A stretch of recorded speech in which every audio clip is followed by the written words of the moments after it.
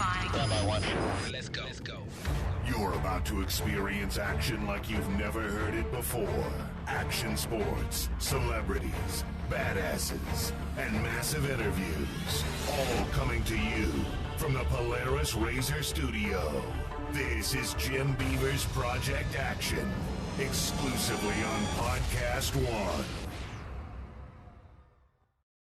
Welcome to Project Action on the Podcast One Network from the Polaris Razor Studios.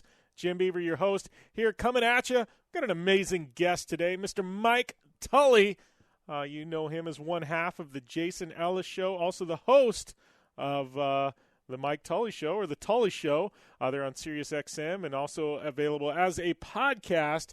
Man, it's this is one of those guests that I'm really stoked to have. It was on the bucket list of guests, that I really wanted to get dialed in when we started this show. Obviously you guys, a lot of my listener base listens to Jason Ellis, and, Jason just he's been a guest here on this show, a friend of mine, and awesome to have, his counterpart, Mike Tully, on the show. I think you're going to really enjoy this interview. Clocks in at about 50 minutes long. And I don't know, we talk a little bit about his history, background, the Ellis Show, kind of where they're going in the future, some comedy, some life, a little bit of politics, and everything in between. Awesome interview with a guy I've got a ton of respect for in the broadcast world, and I think you guys are really going to enjoy that. That's coming at you on today's Project Action on Podcast One. Kick things off, we got a lot of news to bring you, kind of some current events in the action, sports, and pop culture world. But before we get to that, I want to tell you about a couple of our amazing partners here on Project Action on Podcast One. The first one is AMSOIL. Many drivers today are looking to move beyond stock performance. AMSOIL brings that spirit of engineering to their synthetic motor oil, combining top-tier synthetic technology with unique additives. The result is an oil capable of protecting your engine up to 25,000 miles or 1 year between oil changes. AMSOIL synthetic motor oil shields your engine from the two biggest bumps in the road, wear and deposits. Wear on the pistons and cams can lead to a host of issues, including power loss, but AMSOIL provides 75% more engine protection against horsepower loss and wear than required by an industry standard. Deposits on rings and pistons can lead to compression loss, compromising fuel and power. But AMSOIL synthetic motor oil delivers piston cleanliness 93% above an industry standard. The proof isn't just academic. AMSOIL tests in the field and on the track in extreme conditions and using the most demanding high-performance engines available. Check out AMSOIL.com/Jim for more information. AMSOIL, devoted to protection. And once again, that was AMSOIL.com/Jim. Thank you, AMSOIL, for the support of the show. And I also got to thank Geico and my friends at Geico.com. Everybody's got a to-do list. Drop off the dry cleaning, pick up some milk. Well, here's an idea. Let's save hundreds of dollars on car insurance. And the good thing is you don't have to drop off or pick up anything. All you have to do is go to Geico.com, and in 15 minutes, you could be saving 15% or more on car insurance. Extra money in your pocket, it just may be the most rewarding thing you do today. Love Geico. So easy. Just go to Geico.com. Boom. Got my insurance. Don't have to deal with anybody. Just easy as pie. Geico.com, man. It's easy as we said it was right there. But, we got some amazing partners in Project Action here on the Podcast One Network. But even more than our amazing partners, we got some amazing listeners. And that means you guys tuning in. Thanks to all of you guys who keep it locked and loaded here on Project Action on Podcast One. I know a lot of you tune into Podcast One. Some of you tune into my website. Some of you tune into the Podcast One app, who they just redid that one. I think you guys are, if you haven't tuned in that or downloaded it in a while, I think you guys are really going to like that. So, but all you iTunes listeners, and even if you listen to other places, please go to iTunes. Need your help, man. We are one of the top sports podcasts on iTunes. We bounce in and out of the top 10. Sometimes we're top 20 or 30. We've peaked out at about 5th or 6th on the charts, I think.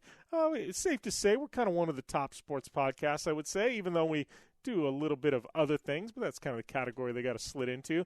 But, we want to continue to make those pushes up the charts. And, I want to be the number one show on iTunes, period, in the sports category. That's going to be tough to do, though. Some good podcasts out there, some from Podcast One, some from some other places. But you know what? I need your help to do it. And you know how you can do it? seriously, you need to hit the subscribe button on iTunes. That means you're going to get each and every episode beamed right to your phone, your iPod, your computer, however you want to listen. So that makes it easy for you guys to listen. But 2, I need you to rate and review this podcast. Hit 1 through 5 stars. I won't tell you how to rate us, but please rate us. And then if you leave the review, here's my promise to you. I've been promising it. Some of you guys have taken me up on it. Some of you haven't. But those of you that leave a review, if you leave your Twitter or Instagram at username at so-and-so56 or whatever it is, right? If you leave that after you leave your review, tell me what you think of the show. And if you leave that down at the bottom, I will know who it is, and then I will search you out on iTunes or on Twitter or Instagram, and I'll follow you back. So you want to follow from me? I like to know my listeners. I like to know who's tuning in, and this way I can find out what's happening in your guys' world. You get a follow from me. Life is good, and it's that makes it easier for you guys to contact me too, right? You send me those DMs and tell me, hey man, I like that show. Hey, I hated it. Change this.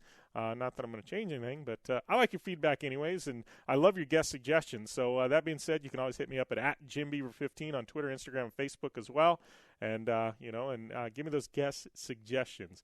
But thanks to all you guys that do support the show. Continue to support it. You support my Down and Dirty radio show powered by Polaris Razor. Listen either in national syndication or online or here on Podcast One. Thanks to all you guys who tune into that. It's on iTunes as well. Same promise goes out for that one. But thanks for listening into that. It's a good counterpart to this one, right? Change it up over there. Talk more motorsports. This one, we get some wild card guests on. But have a lot of fun with that. And thanks to everybody for boosting that thing up the charts as well. But speaking of boost things up the charts, I guess we got to get to our news segment where we just kind of do some quick hits and things like that. But man, speaking of boosting up the charts, Wonder Woman this past weekend. I don't talk a ton of movies. Once in a while I see one, and we got to talk about it. My daughter, she's really into superheroes, right? And so the Wonder Woman movie coming out, Dad, we got to go to Wonder Woman. I'm fine. Everybody, the reviews are phenomenal, everything else. I'm like, all right, let's go to Wonder Woman. I like superheroes. I like comic books. You guys know this. So, we go. My wife, my daughter, and I, we go to Wonder Woman, and we got our tickets early because I heard they were selling out, right? We get it. We go in. It was a packed house. I got to tell you, amazing, amazing movie. Probably the best superhero movie I've ever seen. It just phenomenal flick. If you guys haven't seen it, if you're on the fence, I would say definitely go get it. I mean, is it going to win some Academy Award or something like that? I don't know. I think it should be. I was entertained, but the Academy Awards, they got these weird flicks that always get awards, and I watch them like, this is a horrible movie. But somehow somebody winked their eye just right, and it caught the attention of these critics who think it was amazing and it was a great bit of acting and whatever. But if I'm not entertained, it's not a good movie, right? Some of those that win the awards, I'm not entertained. This movie, I was entertained, man. It was like 2.5 hours long. I was glued to my seat. This thing was good, that good. Seriously, probably the best superhero movie ever made, period. I'll go out on a limb and say that. Go and check this out. Watch it. You're going to love it. It mixes Greek mythology, which I love, and mixes world history with World War I and superheroes, and it fuses them all together, and it's legit good. And Gal Gadot, I'm telling you, I know she's been in Fast and the Furious movies and stuff like that. She just launched her career. I know she's been in Hollywood for a while, but Gal Gadot, she was in the Superman versus Batman movie that nobody wants to talk about because it's that bad. It wasn't because of her, and it wasn't because of the actors. It just, it wasn't that good of a movie. But Gal Gadot, man, this girl, she killed it. She's good looking, a great actress, and she fit Wonder Woman to a T. I don't think that you could have got anybody better than her. And they didn't over-sexualize Wonder Woman, which was a good thing. Like, Wonder Woman's a badass, you know what I mean? You see cleavage and all this other stuff with Wonder Woman, Not that Gal Gadot didn't look good in, the outfit she was wearing, but I'm just saying, mixed in some adult humor that probably went over the kids' heads. I know it was rated PG-13, but it's just a great, great movie. And, man, she killed it. And then you start learning the background of Gal Gadot, right? So, obviously, she's in Hollywood now. She grew up Israeli. She actually was in the Israeli military in the army as an officer for 2 years. So she's legit, knows how to handle herself.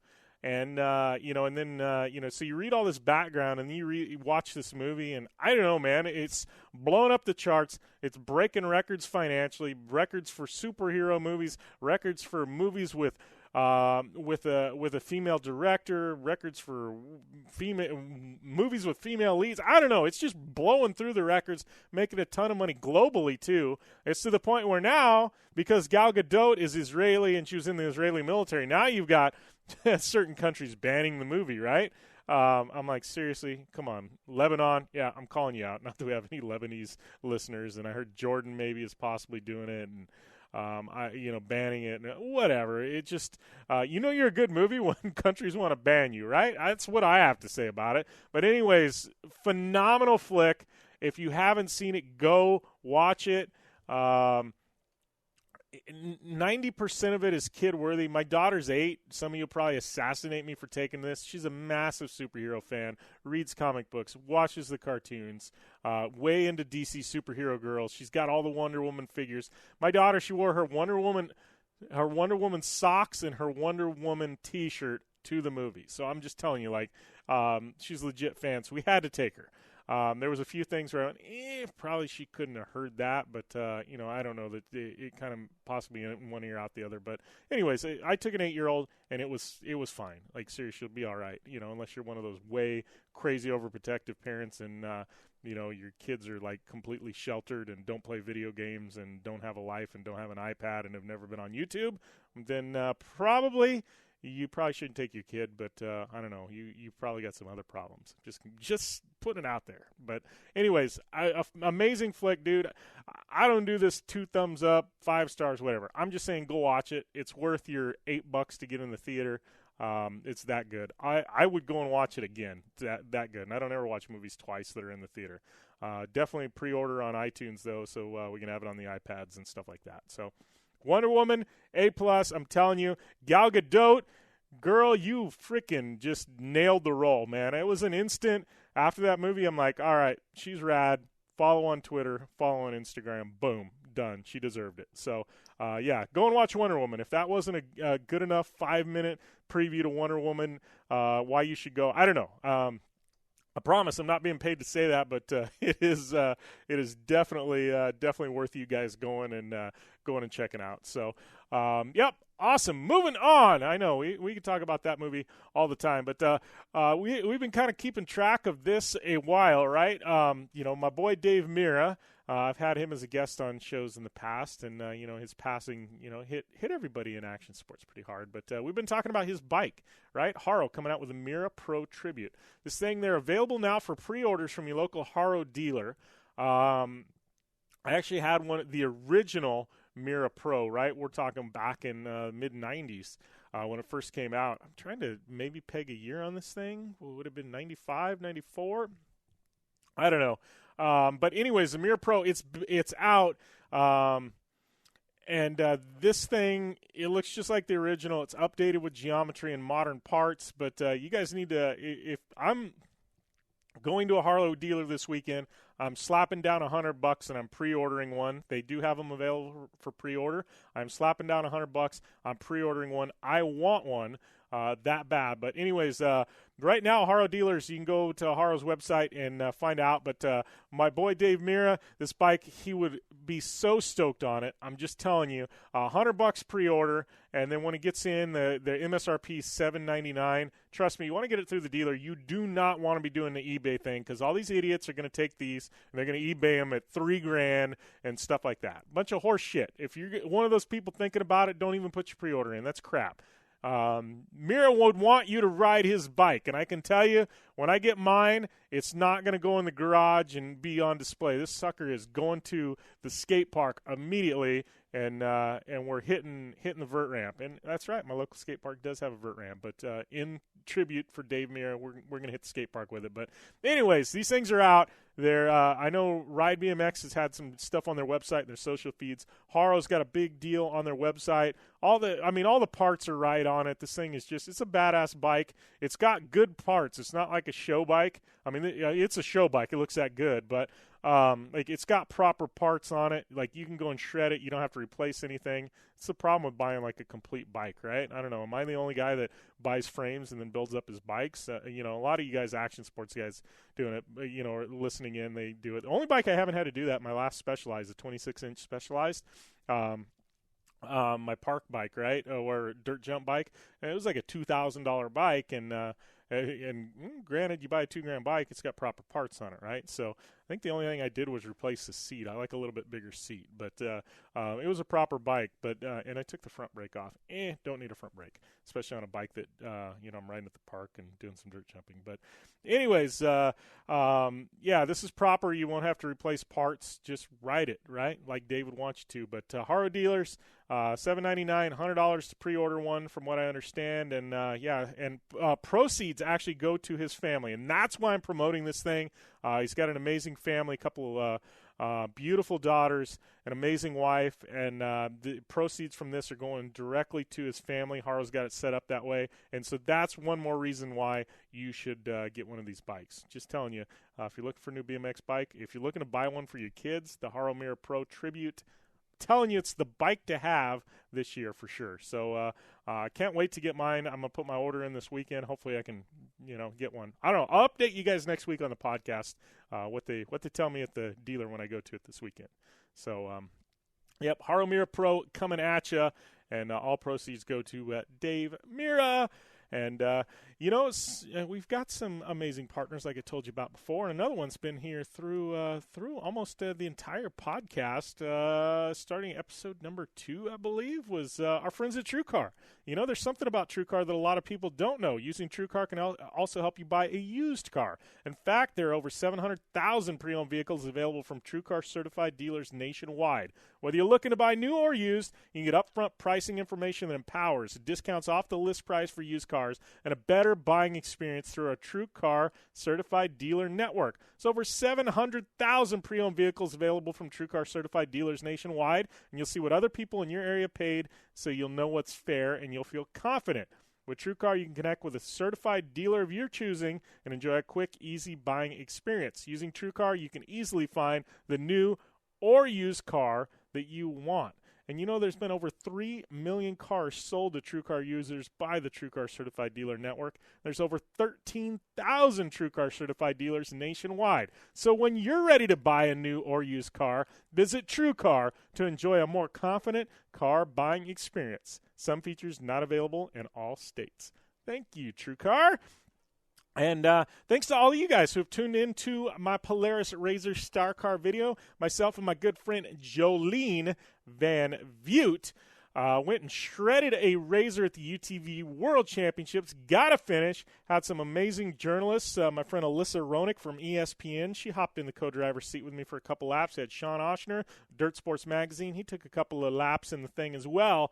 But thanks to them for jumping in, riding with us. Jolene and I got a finish.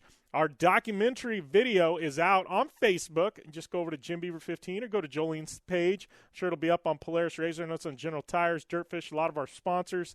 UTV World Championships dropping it.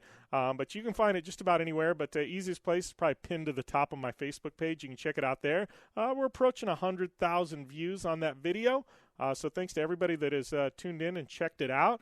And make sure when you go and watch it, give it a like, give it a share, tell people about it, trying to get the word out on this program and what we're doing. But not only that, it's just a good video. Really kind of documents, goes behind the scenes with what's happening in off-road racing and how an event, actually works. So I think you guys will enjoy it. Hopefully you guys watch the Mid-400 one as well. That one's good. We had a little preview teaser clip too that was like 30 seconds long that did really well. I think all our videos so far are over 100,000 views. This one will get there at some point. But man, it's been a fun ride with that project. Next up, we got Vegas to Reno coming up in August. Got some stuff between now and then, some appearances and things like that. But a lot of fun with the Razor Star Car, and make sure and check out that video. And also, just wanted to, I was kind of critical of this show last year. Big Walking Dead fan here, you know that, right? Their spinoff, Fear the Walking Dead, man. Talk about an up and down and this and that. It was kind of got lame last year, and I was like, really? Let's come back, right? And they dropped the premiere episode. It was like 2 hours long. very, very good episode. I'm hoping the series is taking a turn, and this is kind of the direction we're heading. Very, very much liked it. I was really apprehensive. Like, I was like, man, this show can just go away, right? It can become a zombie and just die. Dude, totally changed. I watched the premiere just to see if this season was going to be different. Boom, I'm back in. I'm on the Fear the Walking Dead bandwagon again. Like, I was impressed with the first episode. It was 2 hours long. So I don't know if you've been away from the show for a while. Maybe it's time to come back. Still the same characters. Nothing really changed. You could probably jump in and kind of get the hang of things. But it's a 2-hour episode. Definitely worth the watch. So hopefully, I don't know, man. It's definitely worth a watch. I think you guys could definitely get back on board and enjoy things over there. And speaking of enjoying things, one of the things that I do enjoy on history is the show Alone, and it's back for its fourth season, but this time around the rules have changed. 10 hardcore survivalists will still be dropped into the unforgiving wilderness, but that's where the similarities with previous seasons end. These 10 participants are comprised of 5 competing teams: brothers, fathers and sons, and a married couple who all have unbreakable bonds. Competitors are split apart and dropped off as individuals equipped with their 10 items, 5 each. And in order to win the game, they must mobilize, find each other, and survive on an island together longer than the other competing pairs. They will face extreme isolation, psychological distress, both individually and together, as they plunge into the unknown, self-documenting their experience along the way. Can they work together, or will the strength of their bond crumble beneath the anvil of Mother Nature? Stake is $500,000 awarded to the team that can last the longest. This season will bring viewers back to North Vancouver Island, where the threat of predators is fiercer than last season and the weather is the harshest that we've seen yet. I got to tell you, I am pumped for this show. Like, seriously, I'm a big fan of survival-type shows, and this one, I mean, it's like the real deal, right? I mean, there's no camera crews. There's no safety net. It's all self-filmed, no gimmicks, no forced challenges. Like, it's just people versus nature. And that is definitely something that I can get behind. So don't forget, premieres on History Thursday, June 15th at 10/9 Central. And I will definitely be locked into that one for sure. But speaking of locked in, I think you guys are going to be locked into this interview with Mike Tully from the Jason Ellis Show and the Tully Show, and a bunch of other things. Talented individual that is all over the place, really, man. You talk about media and radio and audio properties and video and celebrities. I don't know. Tully's all about it. But I don't know. Fun interview with a guy. You guys have heard him, on the Jason Ellis Show for years. You've heard him on his own show now for about a few months. But I really think that you're going to enjoy this interview. Even if you don't know who Mike Tully is, it's still a really cool interview with a guy who has seen a lot in Hollywood. He's come up, basically, it tells the story of how he got to where he's at today. So I think you're going to like it. We got a promo from my boy Shaquille O'Neal here on the Podcast One Network. That's one we got to get. We got to get Shaq on this show. I think that would be fun. I'm going to put in the request for Shaq. I don't know. What do you guys think? Shaq on Project Action? I think that could be a little bit fun. But anyways, here is a promo with Shaquille O'Neal. When we come back, we got the Mike Tully interview here on Project Action. Hey everybody, it's Shaq. Have you had a chance to check out the #1 podcast on Podcast One? That's right, the Big Podcast with Shaq. Me and my co-hosts John Kincaid and Rob Jenners, we have a blast. With way more than just sports, we have the biggest guests from entertainment to the NBA. Dwight, let me give you some championship advice. Let it fuel you, but never let it piss you off. Because you are sensitive, baby. I am. I think all big guys. I know you are. The Big Podcast with Shaq, with the new episode every Monday at podcastone.com. All right, I'd like to welcome Mike Tully to Project Action. I got to ask you, man, because I know I go by Jimmy, I go by Jim, sometimes James. Yep. Tully, how do we do it? Is it Mike, is it Michael, or does it even matter at this point? It doesn't matter to me at all. Most people just call me Tully, and that's not just a radio thing. My friends have done that pretty much since high school, because anytime you get anywhere, there's usually already 5 mics there. Yeah. So you just sort of become Tully. I call myself Mike Jason Ellis, who I do a radio show with, calls me Michael. I don't know why. When I write books, I always put myself as Mike, and when I release music, I always call myself Michael. I don't know why I become more pretentious when music gets involved. Yeah, well, and I know with me too. I've got to the point in my career where I've got like a publicist or communications manager, and they're like, "Jimmy, you've gotta have something lined up where you need to go with one or the other." I'm like, "But I've always gone with both. Like certain people call me this, certain things I use this name." I'm like, "It's all the same person." And they're like, "No, you need to define it." And I'm like, "Well, I don't know which one I want to pick." I know.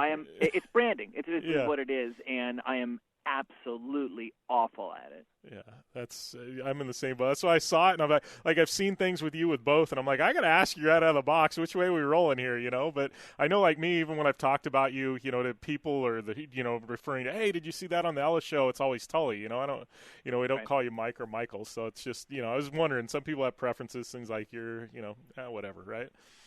Pretty mellow about it. Yeah. So I got to ask you, I know we were talking and we started talking about doing this interview back, I don't know, beginning of May, something like that, into April. But I know you were in Japan. How is everything over there? I know your wife's from there, but I got to ask, and it's not the direction I want to go with this podcast, but I know everything happening in North Korea and that area of the world right now. I mean, what was the reception in Japan? Everything good over there? I mean, how is everything? Well, you know what? I don't know a whole lot more than you do because I don't speak Japanese, so I would be lying if I said I really had my finger on the pulse of stuff over there. I can tell you, years and years ago, I used to tutor a South Korean girl, and this was when it was still Kim Jong-il, and he did something ridiculous and threatened to blow everybody up. And I told her, you know, how are you doing? How's your family? And she was like, oh, you guys care about that. We don't care. He does that all the time. That's just his thing, you know? So I think there's a sense that maybe the danger is realer than it used to be. And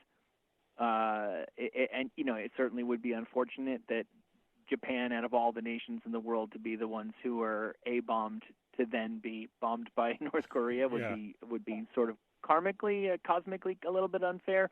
But I you know, people certainly didn't seem to be living in fear. People were hanging out. I was in malls, and there was plenty of other people there.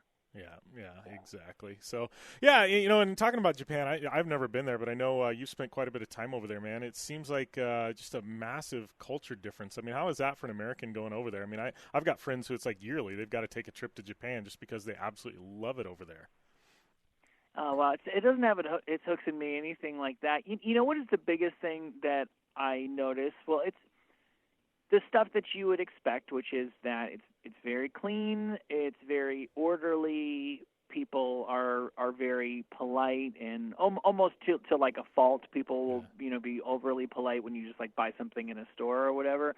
But the other thing that I noticed all the time there that I forget when I haven't been there for a while, that I think flies in the face of what people expect, is it's like a lot more lived in than I feel like pretty much anywhere in America is. Like, even if you go to the most out-of-the-way town in America, for the most part, you have a lot of chain stores and you have a lot of places where there's big corporate money to, like, keep on putting in a new floor, to keep on putting in new surfaces and stuff like that. You're way more apt to go into a store even in a city in Japan where, like, you know, the floor's kind of worn out, and maybe in America would probably be changed into business. It's like it's actually, people think that it's like run by robots, and quite the opposite is true. It's really, really lived in, and there's a lot of really old shit over there. Yeah, well, and one thing I've noticed too, and you know, I've got some Japanese friends, and you know, and even like I was back at the Indy 500, and Takuma Sato ends up winning it. You know, first Japanese driver ever to win the Indy 500. You know, he's sponsored by Honda. Like, it was a big deal, right? And I mean, people, it was almost, you know, I got a feeling like they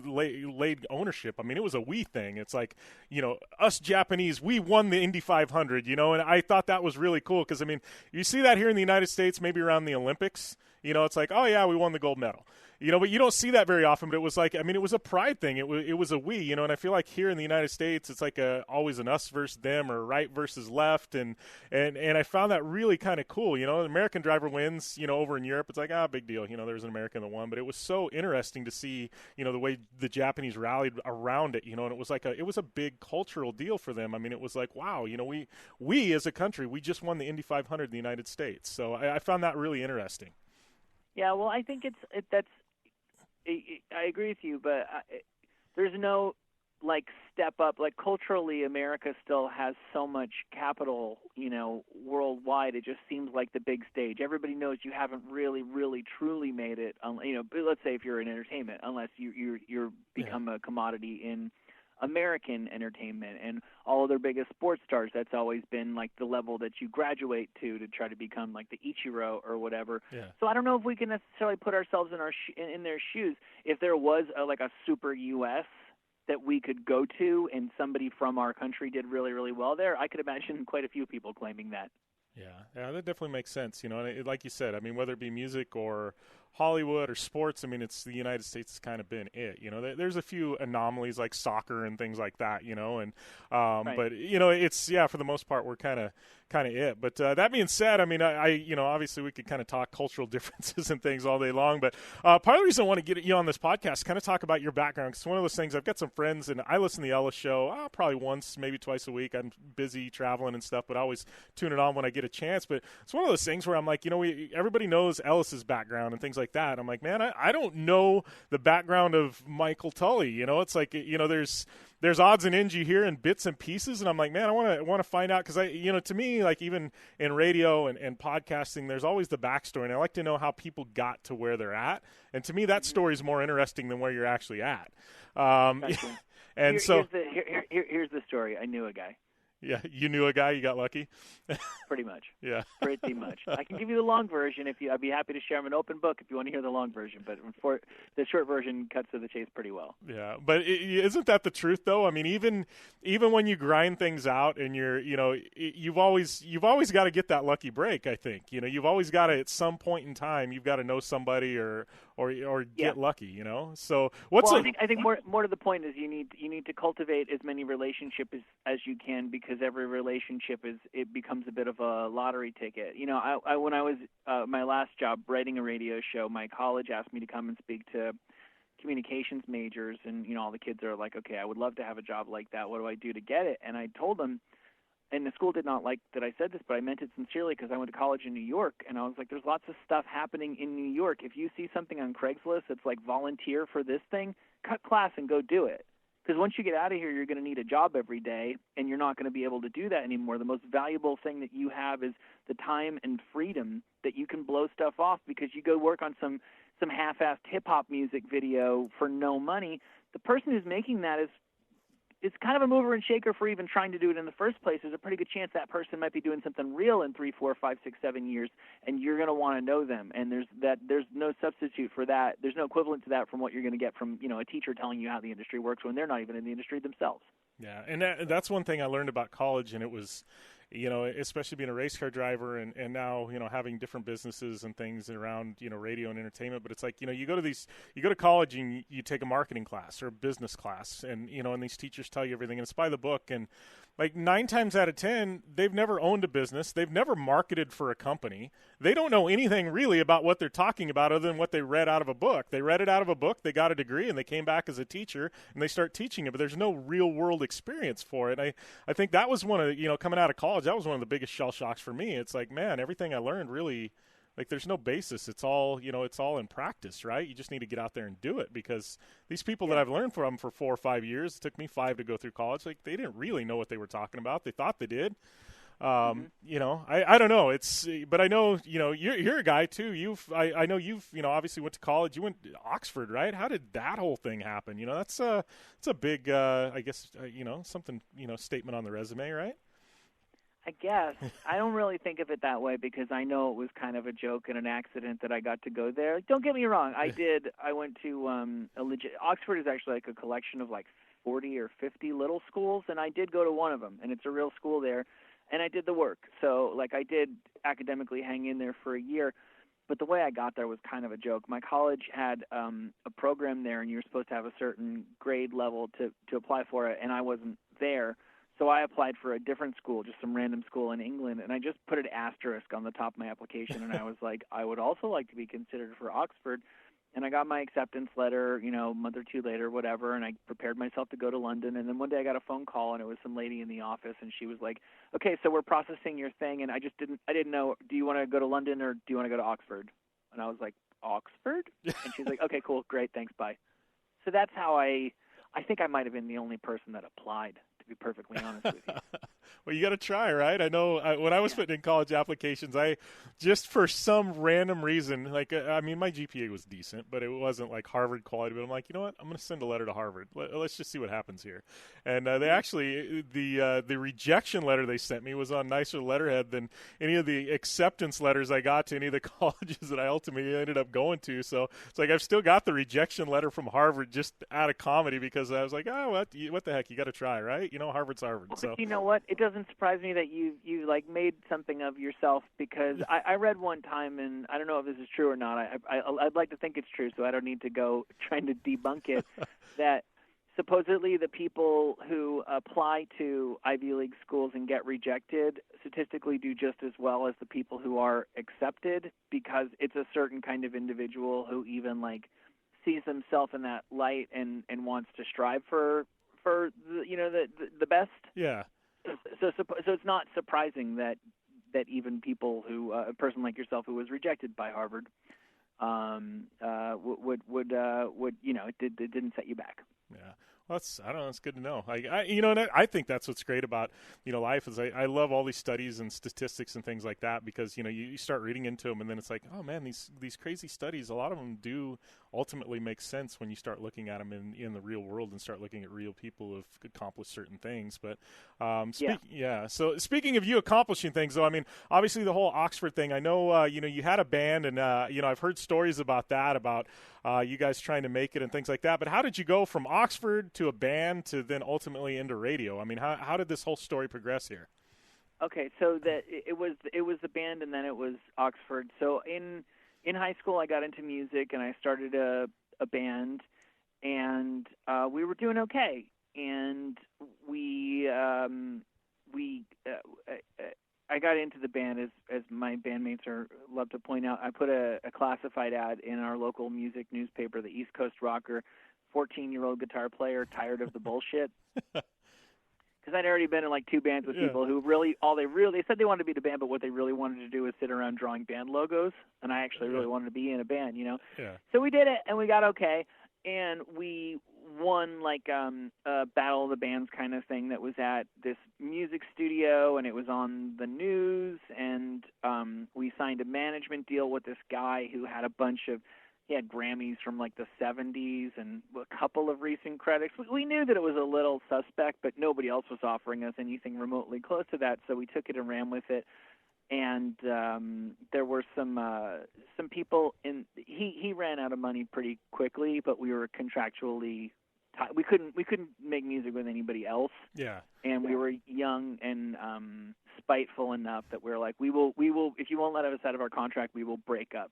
And he's like, I don't think you will. So we're like, okay, fuck you. We're going to stop playing music. And he said, well, I still got you under contract. So even if you change your mind in 2 years, you're still, I still manage you. And I was like, well, then I will never play music again, which was fine, except that I had absolutely no backup plan or any sense whatsoever of what I should do. So I was like high and dry. And my family had been very, very supportive of me.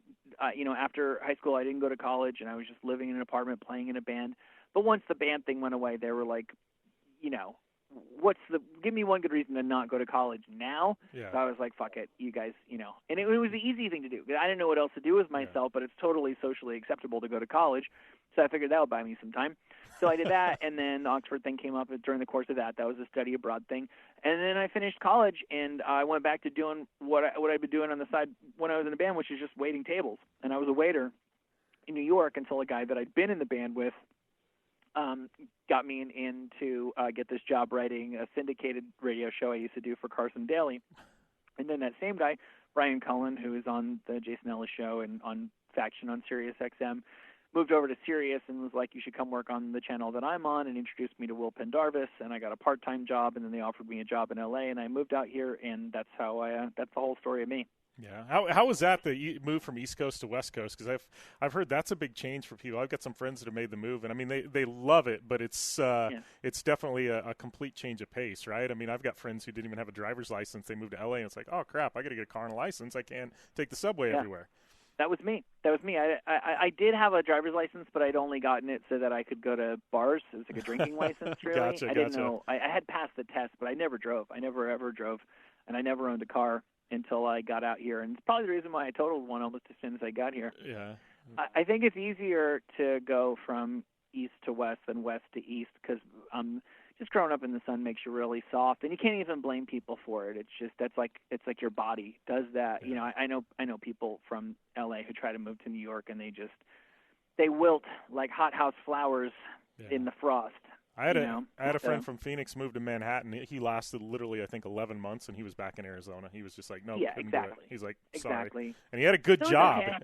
And right. it was just no way. He was like, can't it's do it. It's a punishing city, man. It's really grueling. I remember, you know, because I'm from New Jersey, but I went to high school in New York. I used to commute in, and then after that, I was kind of couch surfing in New York. So I was like moving into New York for like 6 or 7 years before I finally actually had a place in New York. And yet I still remember that when I got a place after a couple months, it was like this weird, crazy, obsessive compulsive thing would go in my head where I'm like, there's people underneath me right now. There's people on top of me right now. There's people to the left of me. There's people to the right of me. If I go down the street, there's 1,000 people. There's people everywhere. And it just felt like the walls were closing in on you. And nobody was more prepared to move into New York than I was. So I can only imagine somebody who's from like a more spread out place that just goes in there cold. I totally have sympathy. I came out here. My job had gone away in New York, and once again, I had no idea what to do with myself. So I didn't really have I didn't have another choice, which made it a lot easier.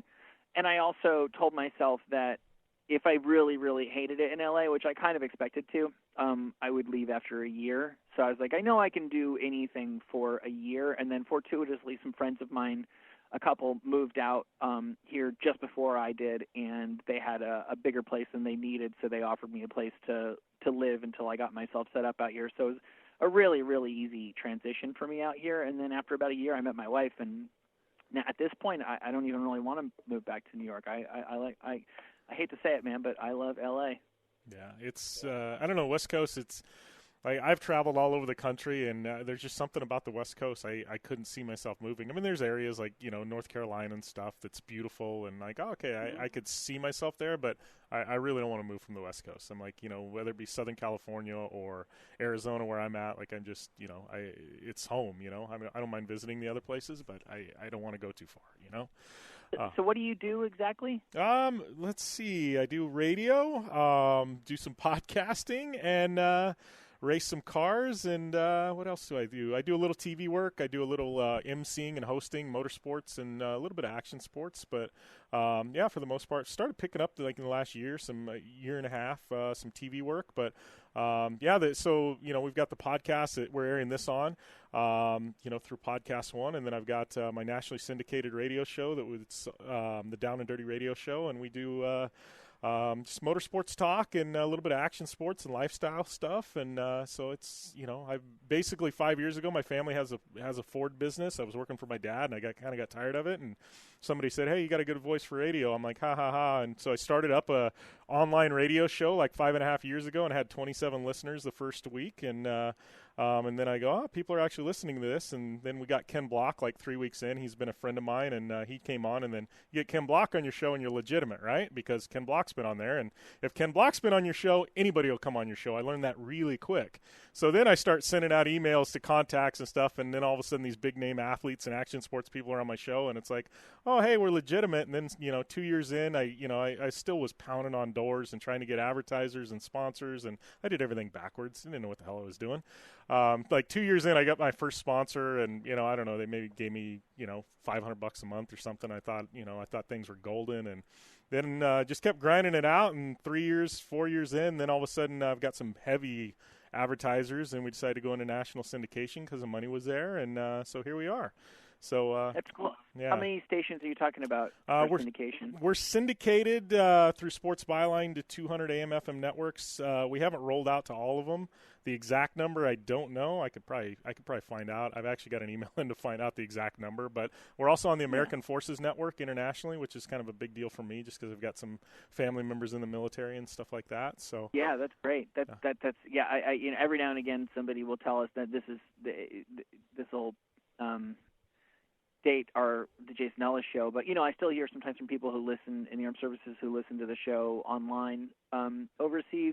But I can remember when the show first started, we would put together care packages of CDs of just best of stuff. Nice. That we could send, that people could distribute to people overseas. And it makes you feel really, really, really good that you can, make people feel halfway at home for half an hour when they're over there doing what they're doing. Yeah, and that's the coolest thing. Like, I'll get pinged, you know what I mean, from somebody on Twitter or something, and and they'll have been overseas or something and listened to a show or heard a certain guest, and it was like to me, that's what makes it. You know what I mean? It's not the money. It's literally that. I'm like, man, this is what I do this for. Is, you know what I mean? These guys are overseas, and they hear something, and it, like you said, it made them feel at home for all of 10 minutes.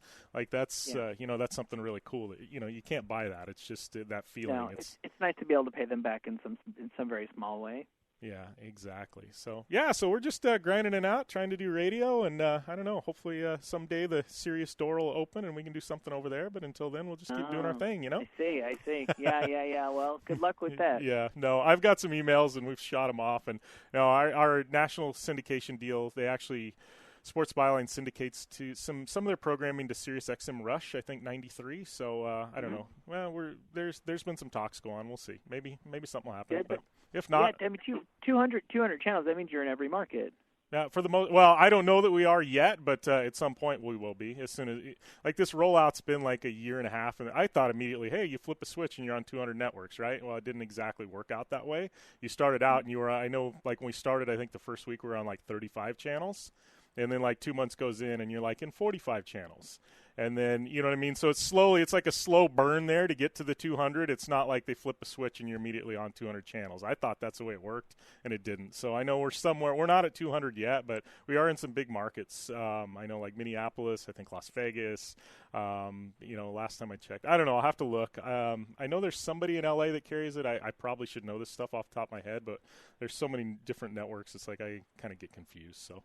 Oh, who can keep them all straight? Yeah, exactly. So it's one of those things. But yeah, man. No, back to you though. So so I know we talked. You're back at Sirius, right? And how did the whole thing with you and Jason happen? I mean, obviously, you guys totally different backgrounds. How did your paths end up crossing? Well, it was just because our paths crossed. He, as I'm sure many people listening to this know, was initially a co-host on Tony Hawk's radio show on Sirius, and then that sort of mushroomed into its own thing where he was doing night times by himself, and he was doing a couple of shows live, and he was doing some shows pre-recorded, and he was a glorified DJ. He just basically kept expending. He played less and less music and talked more and more. He obviously had a lot to get off his chest, and still does. I thought he was great. And at this point, I was working part-time for Sirius in New York and already kind of on the channel. And Brian, who I'd been in the band with, who was full-time at Sirius, was working on the Tony Hawk show. So he was playing me, Jason, and going, this guy's really funny. I always remember he played me his air check, which is the thing that you record, like you fake a radio show to play to people to get a job. That the line I always remember is they played like a Misfits or a Danzig song, and he just said, Glenn Danzig is a Satan-worshipping midget. And it was just so on the nose and so blunt and so funny. And it was just a tape full of him just doing those to roasting one band after another. So I got they built a West Coast facility because they hadn't had one. Tony was doing a thing at his complex. And they built a facility in West Hollywood, and Will Pendarvis opened it, and then he hired me to assist him, and I was the second full-time employee for SiriusXM it was just Sirius then, on the West Coast, and my mandate was just to kind of make myself useful. So I was a DJ. And I was running the studio, and I was just kind of helping out everybody there, and keeping water in the fridge. But that was not an 8-hour-a-day job, and I just saw Jason, who was doing great stuff but didn't have any help and isn't the most practical person, when it comes to helping himself in terms of putting together a radio show. So I just tried to pitch him where I could. I would book guests that were low-hanging fruit, i.e. porn stars and stuff like that, and if he had guests come by, I would help him, get them in the door and get them a water and have them sign a waiver, which you need to do to go on a legitimate broadcast kind of thing. Yeah. And we just developed a relationship from there. And then his nighttime thing got big enough that they wanted to move him to afternoons, to East Coast drive time, even though we were in the West Coast. So like, even if I hadn't worked on the show, I would have worked on the show because it was happening 5 feet away from me 4 hours a day, Yeah. But I was like, okay, this is the only thing worth doing in this office, and there's nothing that's even remotely. Jude Angelini from Shade 45 wasn't in LA yet, so there was no other game in town. There was no other live show happening there, and the fact that it was very, very good was just a bonus. I probably would have worked on a bad one. But when he went to afternoons, we were like, okay, just so everybody knows, if people want to call me about, dropping off a case of water or booking a studio for next week, I'm not going to talk to you during these hours. It'll have to wait until after. And so I was, his de facto sidekick. And I used to, as we've talked about on the radio show many times, I used to get text messages, the bosses are listening. You probably shouldn't be on the air anymore. And I was like, oh, I'm being funny, so do something about it. Jason wants me here, so do something about it. And eventually, at a certain point, they recognized that it was a show and that I was a part of it. And I left Sirius briefly, but that's more or less been the case ever since. Yeah. Well, and I know too. It's it's funny because I think of the Jason Ellis Show, and it's like, I think of you just as much as I think of Jason, and your banner back and forth, and you know what I mean. And the way you guys have been together so long, you just have a feel for things. You develop a relationship in radio, with somebody else, and it's just one of those things. Like, I think you're as much a part of that show as he is, and it doesn't work without either one of you. You know what I mean? It's I don't know. It's just it's a kind of a cool dynamic. I mean, has there been any point in the show? I mean, like, I know when I've done radio over the past 5-6 years and things like that, like something will happen and you'll be like, man, this is a good moment. Like, this is something special here. I mean, you guys. I mean, I know you guys have had those moments, any of them that stick out in your mind where you're just like, something's going on. It's an interview or something like that. You're like, man, this is really good. Groundbreaking stuff. Yeah. People ask me all the time what is like my favorite interview that we've done. I can't. For me, it's more the memories that stand out are more like the feeling that, like, okay, we're actually really doing something here. Like when Slash was on the show, and I forget what he and I were talking about, some dumb old horror movie or something, and he was like, are we having a moment? Did we just have a moment there? And I was like, yeah, Slash, I think you and I are having a moment right now, and it's like, wow, that's really cool that I was actually really talking to the real guy and not just the sunglasses and the blah, blah, blah, Guns N' Roses was great, guy. I dug that. My favorites are when there are people in movies and TV and comedy that really make me laugh when I'm able to make them laugh. Rob Corddry is a good example of. I remember I wrote some dialogue for when we did we're really big on committing really, really hard to bad ideas, to like half ideas. So when we did Gay Bar Wars and we made like a 20-minute parody of Star Wars where everything was just gay, I wrote the lines for, I don't remember what we called Hung Solo or whatever the hell his dumb name was, and I wrote his stupid lines, and Corddry was reading them and cracking up as he was reading them, and that felt really, really good for me. And then the big one that I always remember, which felt like the end of a movie, was when we did one of the Ellis Manias. So Ellis Mania is like a music and a joke fighting event that happens in Las Vegas, and it started at a boxing gym in Hollywood with 50 people, including the competitors, and grew into this thing that there were a couple thousand people at. And I can just remember one time we did it, and it's a lot of work, and it's very stressful, and people get kind of heated at each other and all that. But we had finished it, and it had come off, and some of the shows go better than other ones. We kind of got it more down to a science now, but we did not at that point.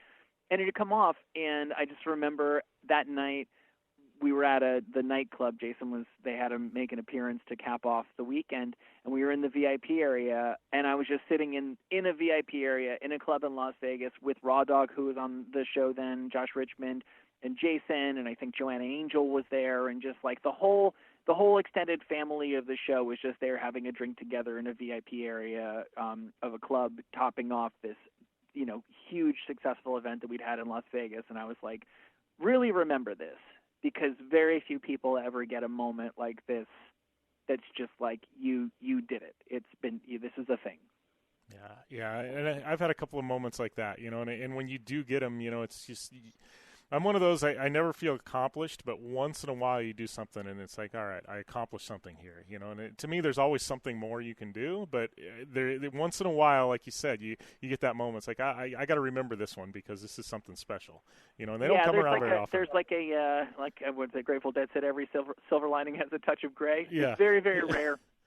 Yeah. That you do something that's a 100 out of 100. And it's human nature, in the same way that, people say a bunch of nice things about you on Twitter, and then one person says, fuck you, no talent hack or whatever, that one digs at you way more than the good ones felt good. That, I've been doing stand-up comedy recently, and my best shows, I still can't get over the two things that I fucked up. Yeah. So it's really, really rare that you go, that was great, full stop. Well, and speaking of the stand-up, that's one of the things I wanted to ask you about, because I got to tell you, man, I give credit to you because I've stood up in front of audiences, emceeing events, and at some place with 10,000 people, right? And you're down there front and center. Doesn't bother me a bit. But to go into like an intimate club setting or something like that with a mic, and you've got to make these people laugh, like that's, I mean, and once you kind of do a few, I'm sure you get a hang of it. But that first one had to be just mind-numbing stressful.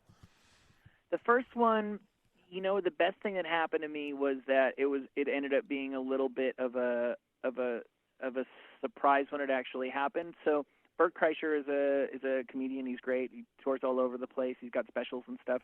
And he invited me to come and do a spot.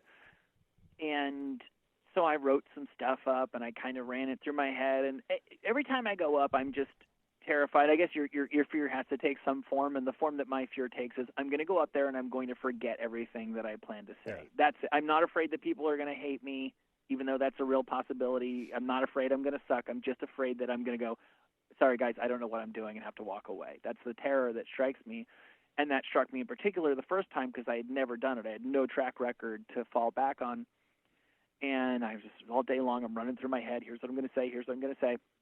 And then I went down to the club, and I'm hanging out backstage, and I'm talking to Bert about whatever and his opener about whatever, and they're like, so are you ready to do this?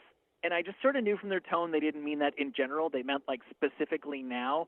And like 1 second later, the host was like, here he is, Mike Tully. And I think in retrospect, that wasn't how I would have wanted it, but it was really, really good that when it came time to do it, I didn't have any time to think about it. I just had to go out and do it. And I flubbed stuff all over the place, but I still pulled it off. I mean, to be honest with you, it was one of the better ones that I've done, which is depressing because you would like to think that you get better at something when I've been doing it for about a year or so now. But it takes more than a couple to get used to that. And for whatever weird reason, well, I know the reason, it's kind of easier to do comedy for a couple hundred people than it is for a couple people because it's like you can see the whites of their eyes. Yeah, I think a bigger venue definitely would be easier. It's not, like you said, when you get to a real intimate setting and you can count the people on one hand, it's like, you know what I mean? It really, it's like, man, I got to produce here. Like, and it's like the toughest crowds when they're small, Right. Well, and that's the thing. The first one that I did, Bert does well. It was a full crowd. I could see the people up front, but I just sort of knew that there were people in the back. It was a dark room, and I used to be the singer in a band. I'm somewhat at home being on stage in front of a microphone in front of a dark room, so that wasn't that weird. It actually got harder when I was fortunate to get a bunch of opportunities at the Comedy Store, but in like the tiny little room upstairs, and people are on you, and it feels like more of like a fight club of comedy, and that's still really intimidating to me, and that's not something that I expect I'm going to be very good at anytime soon. Yeah, and most of your material, I mean, it's pretty much written out and scripted, or you ad lib when you get up there a bit. I mean, I've heard of comedians who kind of just shoot from the hip and kind of read the crowd and go that direction, or is most of your stuff pretty scripted? No, I haven't gotten to that point where I feel comfortable. I would like to. I should be more unscripted. I think like the idea is that in a perfect world, you kind of know exactly what you would say, but in the moment, Yeah. Hopefully you'll be doing some editing and you'll be adjusting it to play to the crowd and to the reactions you've gotten so far, and that you can kind of seamlessly dart between doing the stuff that you wrote exactly the way you wrote it, except when you know you can improve on it. And it's, again, I think that paranoia that I have that I'm going to forget everything, it just makes me hold really tight to the stuff that I wrote. And I think because I do write, like some people probably do write, some keywords, and they're like, right, I got to hit those bullets when I get out there, but I'll figure it out. I write out what I'm going to say. I'm actually trying to write jokes, which means that it becomes, it's a little bit more like taking a pop quiz when I perform than like telling jokes, which is definitely not the way you're supposed to do it. It's something that I am working on. Yeah, well, it's one of those things. Props to you for going out and trying it, because there's a lot of people that would never even, I've got friends that are really funny, and I know they'd never take that step to doing stand-up. I mean, it's a big step. So just to know that you've done a few of them now, I mean, that's, the tough part's behind you, right? Now it's just perfecting the craft. I think the really, really tough part might actually be behind me. So that is true. Yeah.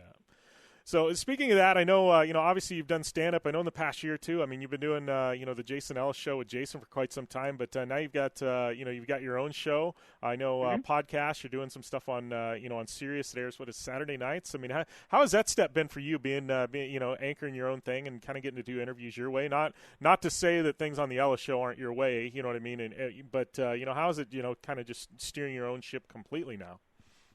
Yeah, I really like it. I definitely never would have said no to the opportunity, but it wasn't something I was lobbying for. It was just an opportunity that presented itself. We moved to a talk channel, and there's a lot more time to play with, and a lot of people have solo shows that are involved with shows and stuff like that. And, just because you think you can do something doesn't mean that you can. And I definitely was, I live in that paranoid world of in my mind, it's never going to be mediocre. It's either going to be really good or it's going to be awful. And I'm terrified that it's going to be awful. And radio shows are even the short ones are an hour long. So if you have a guest on and you just can't communicate with them, an hour gets really, really, really, really long. But I've been very pleasantly surprised. I do a lot of homework. Again, it's the same thing that motivates me in stand-up. I'm just terrified we're going to have nothing to talk about, so I try to go in with twice as much stuff as I need. But it's been really cool. There are a lot of people who I'm interested in that Jason isn't interested in. Yeah. And I've always told him I've never wanted to get guests on the show that I knew he wouldn't like just because I wanted to meet them, because I knew that was sort of a recipe for a bad interview and a bad experience. So it's really, really cool now that I get to talk to a bunch of people who would never be on the show, and that I can kind of pursue lines of questioning with them. I'm the same person that I am on the Ellis Show, but I get to go more in depth with the stuff that I'm really interested in because it's my thing. And so far the feedback has been really good, and I'm really happy about that.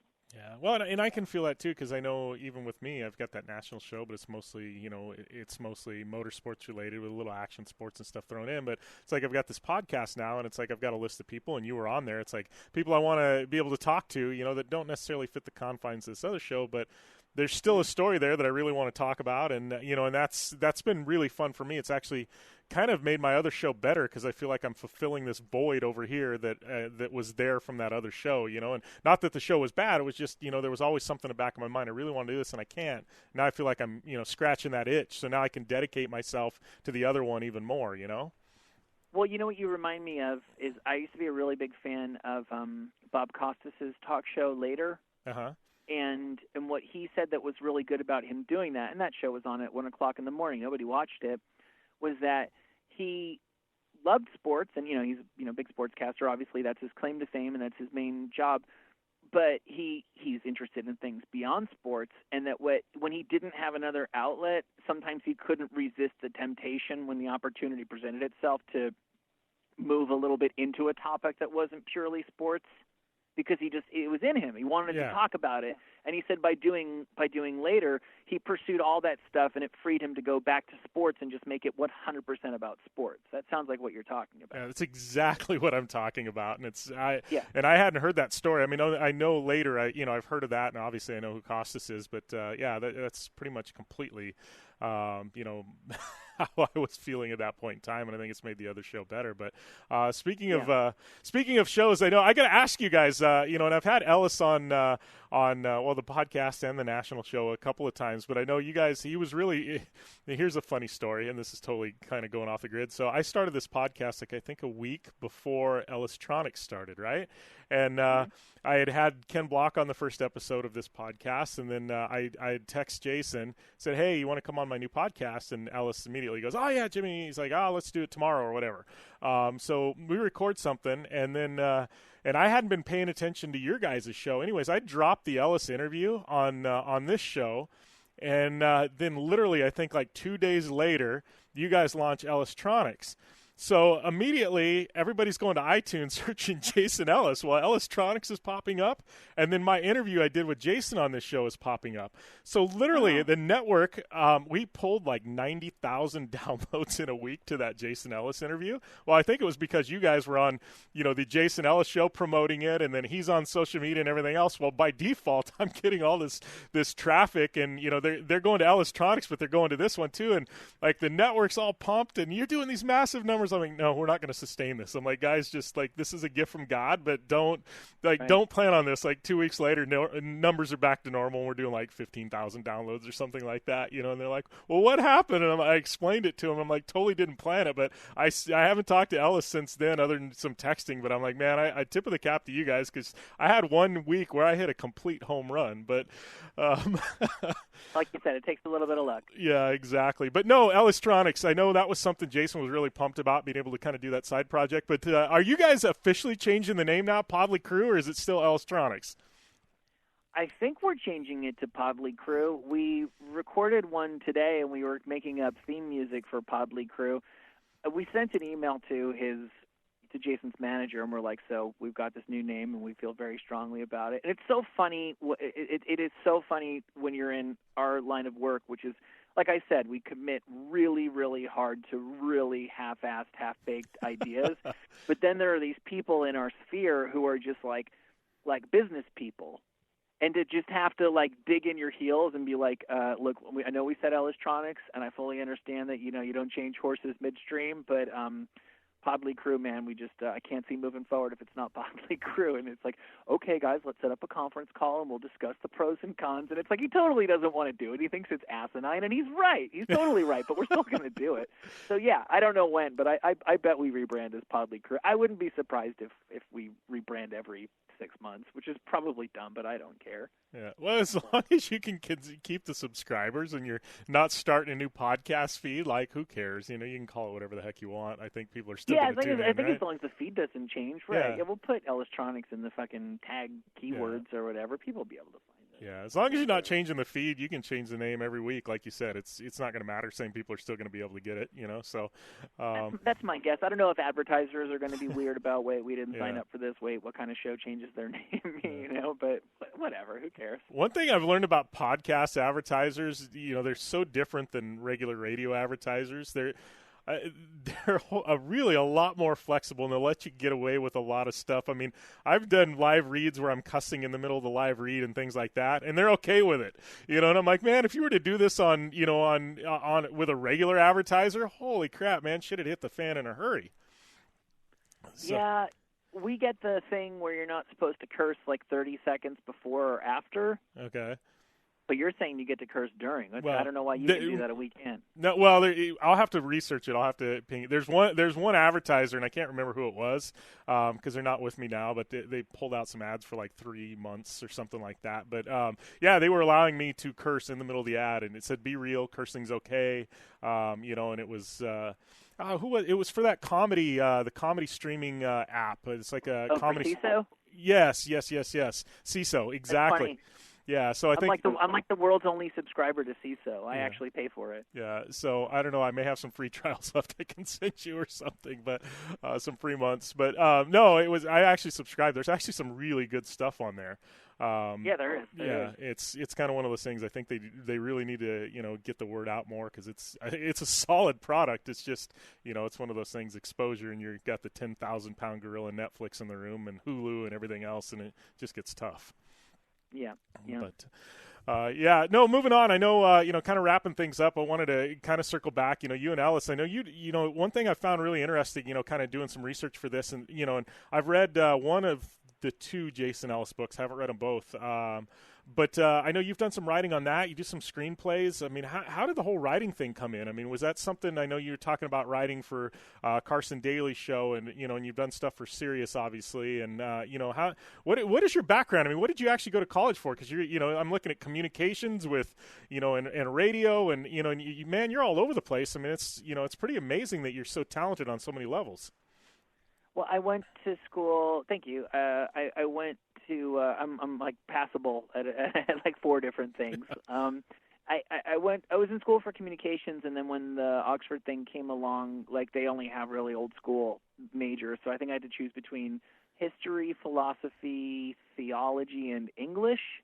So I went with history, and it's actually ended up serving me really, really well for writing, because what history meant is you have to read lots and lots of books, and then you need to compile a bunch of facts and then rearrange them in a way to make an argument in a case. And all the same things that you use for that are the things that you need to do to co-write somebody's book, which is to talk to them a bunch and ask them intelligent questions, and then to be able to cut and paste their answers together into a hopefully coherent narrative. So once again, if I ever write a book, I guess I'll just call it I Knew a Guy, because that really is the story of my life. Jason got his book deal, and they were like, well, we got to put you with the co-writer.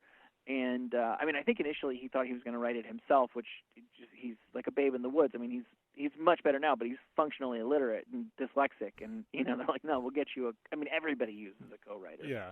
But I believe he had scribbled down the first couple pages of it as they appear in the book on his own. I don't know if he was planning on doing that for the whole thing. So they said, we're going to get you a co-writer, and he said he would only really feel comfortable if I was doing it. And they were, understandably would have preferred to go with somebody they'd used before who had experience, but they wanted to humor him. So I said, let me do a sample chapter, and I was like, I'll do it really, really fast. So I can promise you that if you're like this, you are not going to get the job done. I'll leave you plenty of time to let somebody clean up my mess. So that's what we did. And I wrote a chapter, and they really liked it, and they let me finish the book. And then when he got another book deal, they let me write the next one. And I got an agent and was, attached to a couple of other book projects that didn't come together. And then most recently, I hooked up with a professional wrestler. His name is Austin Aries, and we did a book together that we're self-releasing that's actually coming out on Friday in 2 days. Nice. I've seen you seen that kind of thrown out there on social media, and I'm actually familiar with Austin Aries. So, and so it's actually one I saw that, and I'm like, that's definitely one to download to the Kindle, right? So, definitely looking forward to that. But I know with you and Ellis, in the book too, like you said, it makes sense to use somebody that you're close with. I mean, you guys at that point have been on air for quite a while together. I mean, you guys know each other pretty well. It's, it's almost like with a new, if they had a new co-writer, it would, be reteaching somebody everything that you kind of already knew, right? Yeah, it would have been really hard. I mean, if I hadn't been able to put it, I don't really call it writing. It's more like editing. If I hadn't been able to edit him, then it wouldn't have mattered that I had the familiarity. But the fact that I did, to me, it was not so much getting his story as figuring out the chronology, because he's just a human jukebox. I was like, okay, the blah, blah, blah story, tell me that one again. Okay, great. The blah, blah, blah story, tell me that one again. Then I would be like, okay, when did this all happen? And a lot of the stuff in there was kind of awkward and deeply personal. Yeah. And I don't know if he would have pulled his punches a little bit talking to somebody who's a stranger. Let's face it, a lot of times the person he would hook you up with would suck. And you just wouldn't like him as a person or respect him as a professional. And then you would pull punches for that reason, whether or not you're even aware that you were doing it. But because we got really deep on radio every day, it was no big deal for us to hang out for an hour or two a day afterwards and continue to go deep. So we could very, very quickly go to like the realest, darkest shit, because we just already had that gear with each other. Yeah, well, and at the end of the day, he's got full trust in you, and he knows there's not going to be, judgment on your part. He can say and tell you some story about something he did when he was 25, and at this point, you've heard everything. Yeah. You're not going to judge him. I mean, we all know he's a great guy. It's what's in the past. You're just telling the story. But I think not everybody could take that stance on it. And you just never know. Even if they're smiling, you never know what they're thinking behind their eyes. True. So well, and I don't know if you would agree with this, but I like to think that I'm more of a scumbag, or have been in my life, than you might think on first look. And enough things had come up where he'd say, he'd say, when I did blah, blah, blah heroin, and I'd be like, actually I dabbled a little bit. And he knew that he was not talking to a saint. And I think that makes you feel less embarrassed when you feel like you're with somebody who has also done some regrettable stuff. Yeah, well, and that's one thing about Jason. I mean, we've all done things in our past that maybe we're not proud of, or but not all of us are public with him. And I think he's been so open and raw and public with with his demons and the things he's fought through in his life that that's one that's what draws people to him. I mean, it's just I think it's pretty remarkable because not a lot of people can be that open with their past. Yeah, absolutely. So, well, man, I appreciate you taking the time to do the show today. Much appreciated, buddy. What's up next for you? Well, the big thing is the book with Austin. If anybody wants to check that out, we set it up so you can download it's not on Kindle yet. We're just doing it as a physical copy up front. Hopefully we'll do a paperback and a digital copy later, but we set it up so people can download a PDF of the first 10 pages so you know what you're getting. Gotcha. And that's at my publishing company is Grey Books, GREY, so it's greybookspublishing.com. It's all real easy from there. Yeah. And then, the Electronics podcast and the Tully Show podcast, new episodes of that go up every week. Last week I had an actress from like Orange is the New Black, and her name is Beth Dover, and I had Ann Wilson, the singer of Heart. So I've been really happy with the people that I've been able to talk to, some pretty heavy hitters. And then the Jason Ellis Show, I guess, on SiriusXM. Yeah, that's the one, right? The flagship. But we'll definitely get some links up to your podcast and the book when we throw this up. I think it'll drop Thursday, so we'll get that stuff plugged up and on the website and stuff, and try and send you guys some traffic. Cool, man. Thank you. All right, thanks a lot, Michael. And that was Mike Tully here on Project Action on Podcast One from the Polaris Razor Studio.